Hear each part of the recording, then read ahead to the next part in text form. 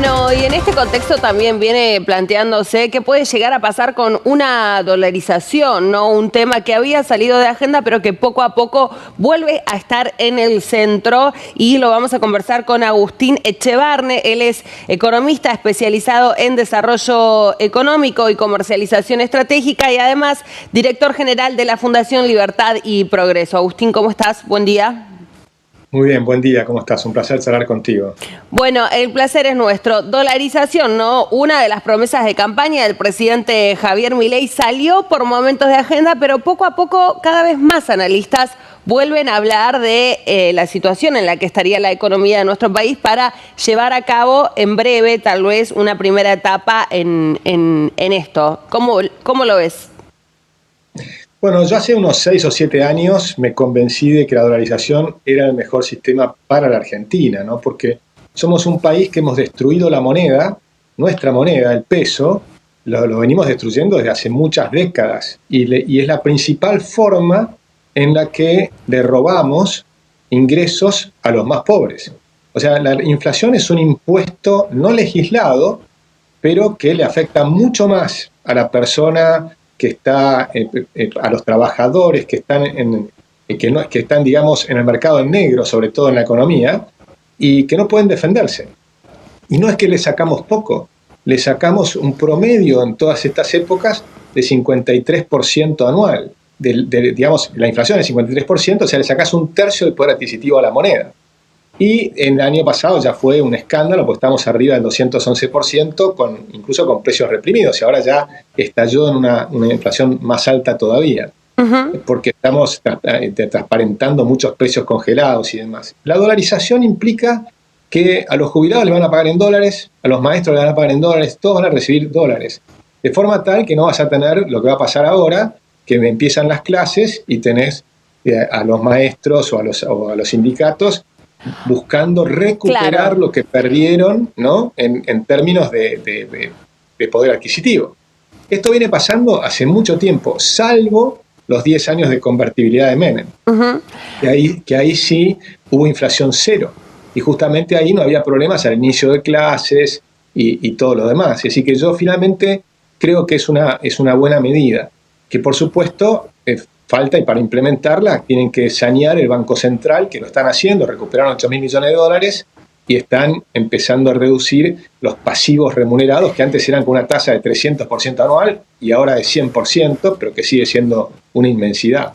Uno de los temas que se hablaban, ¿no?, cuando este debate estuvo en pleno auge durante la campaña presidencial era, bueno, voy a recibir un salario dolarizado, pero ¿en cuánto? Porque si yo hoy dolarizo mis salarios, lo que decían desde muchos sectores, es muy bajo, ¿no?, en comparación a la misma profesión o el mismo oficio en cualquier otra parte del mundo, ¿no? Si eso plantearía necesariamente una recuperación, ¿no?, del poder adquisitivo. Bueno, las previsiones que nosotros tenemos es que lo que pasó con la convertibilidad, por ejemplo, es que los salarios empiezan a subir. O sea, primero no solo estamos en inflación, sino también en recesión. Pero cuando la economía empieza a crecer, entonces los salarios van a empezar a recuperarse y a subir. Es verdad que los salarios son bajísimos en Argentina. Por eso mismo que yo quiero la dolarización, para que suban los salarios. El problema que vas a tener después, una vez que salgamos de la recesión, que empiece a crecer la economía, es que los salarios van a subir y la Argentina va a quedar en algún momento como si fuera cara en dólares. Y ese momento es que va a ocurrir a menos, y este es el gran desafío, que logremos tener una economía mucho más productiva. Es decir, hay que sacar todos los kioscos que está el gobierno tratando de sacar, porque todos esos son sobrecostos que tiene la economía. Vos decías... Cuando desregulás, cuando estás sacando un montón de trámites que pones excesivos, un montón de lugares que te ponen sobrecostos, bueno, todo eso hace que la Argentina sea cara. Pero ahora se va a empezar a ver, si dolarizás, empezar a tratar los verdaderos problemas que tiene la economía. ¿Sí? Tenemos excesivos impuestos, excesivas regulaciones. Todo eso tenemos que ir sacándolo para ser un país competitivo mundialmente.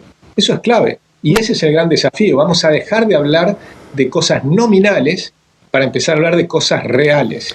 Y creo que eso va a ser una gran cosa. Vos decías recién, eliminamos el valor del peso. ¿No sería tal vez una buena opción llevar a cabo una independencia absoluta del Banco Central en vez de una sustitución de moneda? ¿No te parece es una opción? ¿No es posible? Incluso es lo que se había planteado también, que podía llegar a llevarse a cabo en un eventual gobierno de Javier Milei. Sí, desde ya que si uno mira el modelo peruano, Perú tiene 3% anual, porque tiene un banco central independiente que funciona muy bien. No me decís, ¿eso lo podemos hacer? Bueno, podría ser. Pero ¿cuál es el problema? Imagínate, y este es un argumento que me dio, creo que fue Jorge Ávila, y que me pareció, es el que por lo menos a mí me terminó de convencer. Imagínate que hacemos todo bien, que tenés un presidente del Banco Central que funciona fenómeno, que recupera las reservas, que terminamos este periodo presidencial con 50.000 millones de reservas positivas, y que el siguiente gobierno vuelva a tener otros 50.000 millones de reservas positivas. Acumulaste 100.000 millones de dólares. Y después vuelve un gobierno populista. ¿Qué crees que va a hacer?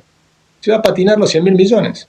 Porque acá los populistas están acostumbrados a despilfarrar los ahorros de los argentinos que acumularon en los años anteriores.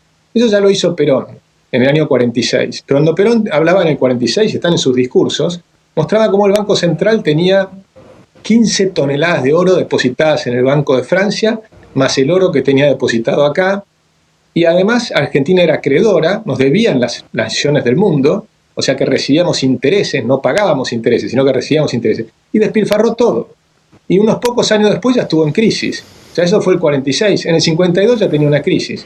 Al principio todo el mundo lo amó. ¿Cómo no lo vas a amar si te regalaba plata? Entonces, claro, los populistas lo que hacen es despilfarrar el ahorro de los que hicieron antes, y terminan dejando un país desquiciado. Nunca estuvo tan desquiciado como ahora. Argentina está ahora totalmente desquiciada. ¿Qué pasa, Agustín, con el modelo ecuatoriano, ¿no? Y esta dolarización que se llevó a cabo? Algunos que dicen, ¿no?, que justamente lo hace más proclive al lavado de dinero, en una situación además violenta, ¿no?, por la irrupción de el narcotráfico en el país y otras dificultades que no necesariamente muestran muchos indicadores positivos para ese país. ¿Qué te parece su caso en particular? La dolarización no te soluciona todos los problemas. Tenés que tener buenas instituciones, eso pasa también por otro lado. Por ejemplo, tenés también dolarizado Panamá y no ocurre eso, o por El Salvador, y tenés a Bukele que eliminó todo el crimen de una manera espectacular. Es decir, que Ecuador, es verdad lo que decís, que tiene una situación de violencia y de narcotráfico muy grande. Pero después tenés otros países que no tienen dolarización y que fueron la cuna de la violencia y el narcotráfico, como Colombia, como México, como Honduras. Entonces, evidentemente, no es la dolarización lo que provoca eso, no tiene sentido pensar eso para mí. Por más que sé que se dice, creo que se dice, se repite, pero a mí no me cierran los datos porque miro lo que pasa en otros países y entiendo la situación es muy distinta, pasa por otros temas, pasa por cómo funciona la seguridad, cómo funcionan las instituciones. ¿Qué significa que un país no tenga propia moneda en cuanto a su autonomía? Bueno, hay cerca de 50 países en el mundo que no tienen autonomía de política monetaria, por lo pronto todos los países europeos. Los países europeos que tenían monedas débiles, como, digamos, Grecia, España, Francia, o sea, no existen más ni las dracmas de griegas, ni las liras italianas, ni las pesetas españolas, ni los francos franceses. Todas esas monedas los relegaron en un banco central, que es el Banco Central Europeo, que se hizo en función del Bundesbank, que era el Banco Central alemán, que funcionaba bien, que era la moneda más fuerte de Europa, y entonces dijeron, bueno, démosle a los alemanes que nos manejen la moneda. Claro. Y después, obviamente, pusieron un directorio, terminaron al principio eran alemanes y holandeses, y terminó ahora un italiano, y bueno, ahora vamos a ver qué pasa. Pero los últimos años el Banco Central no funcionó tan bien tampoco. Pero todos esos países, la verdad es que les fue espectacular, porque bajaron las tasas de interés a un nivel bajísimo, pues se acercaron a las tasas de interés bajísimas que tenía Alemania. Es decir, relegaron su política monetaria para tener algo mejor. Pensaba en lo que decíamos al inicio, ¿no? Un tema que vuelve a estar ahora en agenda. ¿Qué necesita hoy Argentina o qué necesita el presidente Javier Milei si quiere llevar a cabo una dolarización? Bueno, lo que está haciendo es recuperando las reservas del Banco Central, porque había reservas negativas por 12.000 millones, recuperó 8.000 millones y tiene el problema de los pasivos remunerados, lo que eran las LELIQs, que ahora son los PASES, que esos que con tasas de interés estrafalariamente altas. Ahí hay un debate, hay economistas que dicen, bueno, eso se dolariza y no pasa nada, y otros dicen, no, eso hay que rescatarlo y pagarlo con dólares, en cuyo caso necesitas 3 veces más dinero porque es 2,7 veces la base monetaria.